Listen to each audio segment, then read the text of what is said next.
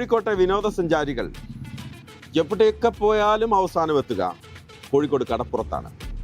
കോഴിക്കോട് കടപ്പുറത്ത് വന്ന മാറ്റമാണ് കോഴിക്കോടിൻ്റെ പ്രത്യേകിച്ച് മലബാറിലെ ടൂറിസം രംഗത്ത് എടുത്തു കാണിക്കാൻ പറ്റുന്നത്.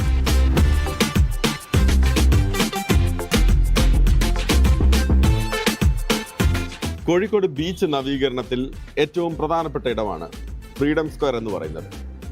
കോഴിക്കോട് കടപ്പുറം അടിമുടി മാറിയത് ഫ്രീഡം സ്ക്വയറിൻ്റെ നവീകരണത്തോടെയാണ്.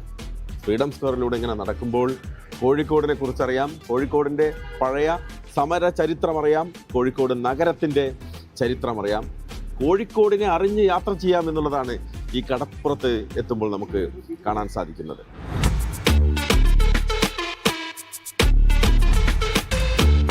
ഫ്രീഡം സ്ക്വയറിൻ്റെ നവീകരണത്തെക്കുറിച്ച് നമ്മൾ പറഞ്ഞല്ലോ. ഫ്രീഡം സ്ക്വയർ അതിൻ്റെ വികസന പ്രവർത്തനത്തിൻ്റെ 2ാം ഘട്ടത്തിനായി വീണ്ടും ടൂറിസം വകുപ്പ് മുന്നോട്ട് വന്നിട്ടുണ്ട്.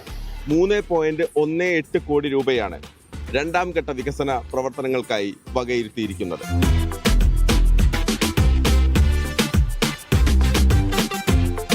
കടലും കരയും മാത്രമല്ല, കോഴിക്കോടിന് കലയും കടലും ഒന്നിക്കുന്ന സ്ഥലമാണ് ഈ കടപ്പുറം. രാവെന്നോ പകലെന്നോ ഇല്ല, വൈബാണ് കോഴിക്കോട് കടപ്പുറത്ത് ഏതു സമയവും.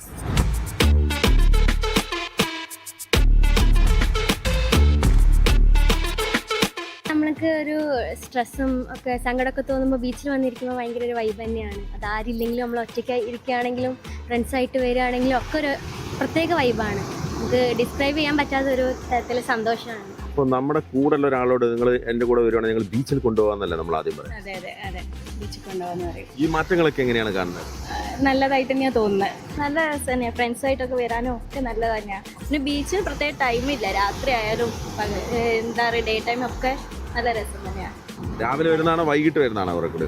വൈകിട്ട് വരുമ്പോൾ ഒന്നുകൂടെ ആൾക്കാരൊക്കെ ആവും, അപ്പോൾ ഒന്നുകൂടെ രസമാണ്. വേറൊരു വൈബാണ്. അതെ, ഫുഡൊക്കെ കഴിക്കാം അവിടെയൊക്കെ, പിന്നെ ഫുൾ ആൾക്കാരാവും, അപ്പോൾ നല്ല രസമാണ്.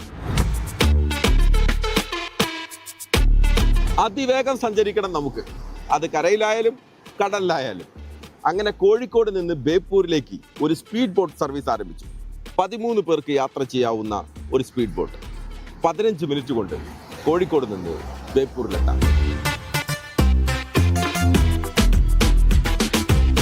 മലബാറിലെ ടൂറിസം വികസന രംഗത്ത് വന്ന മാറ്റങ്ങൾ തേടിയുള്ള നമ്മുടെ യാത്ര മലബാർ കോളിംഗ് ഇവിടെ അവസാനിക്കുകയാണ്. ഏതാണ്ട് 20-ലധികം വരുന്ന വിനോദസഞ്ചാര കേന്ദ്രങ്ങളിലേക്ക് ഞങ്ങൾ യാത്ര ചെയ്തു. മനസ്സിൽ തട്ടി നിൽക്കുന്ന ഒട്ടേറെ നല്ല നിമിഷങ്ങൾ, കാഴ്ചകൾ നമുക്ക് ലഭിച്ചു. എന്തായാലും മലബാർ വളരുകയാണ്. മലബാറിലെ വിനോദസഞ്ചാര മേഖല കുതിച്ചു വളരുകയാണ്.